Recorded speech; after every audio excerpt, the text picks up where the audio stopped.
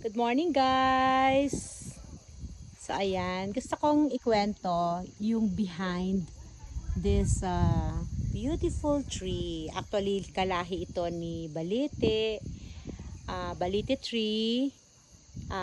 Under nito, merong malaking stone. So, etong malaking tree na ito, talagang hinayaan naming manatili at mas lalo naming pinaganda because kilala ito dito, kumbaga landmark ng mga kapitbahay natin dito. So pag nandito na sila, kwento sa amin ni Dato Laglagan or ni Tiyo, sabi niya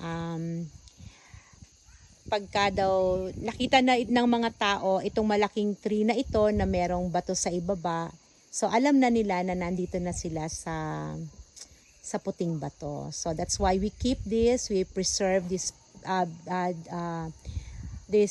old or century tree na napakaganda niya. So kung makikita nyo guys, hanggang doon yung kanyang ugat, tapos bigla siyang naging ganyan.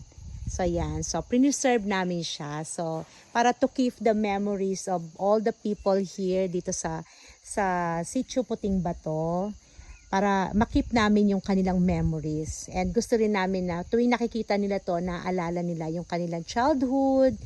So ayan, so that's why we preserve it. So and this giant or balete tree is talagang napakaganda niya. It adds beauty, it gives beauty, and talagang it attracts you as a person. It attracts you na talagang napakaganda niya. So sobrang napakaganda niya.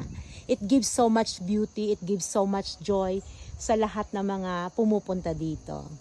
So ayan guys, so ito yung kwento ng napakagandang balete tree na ito.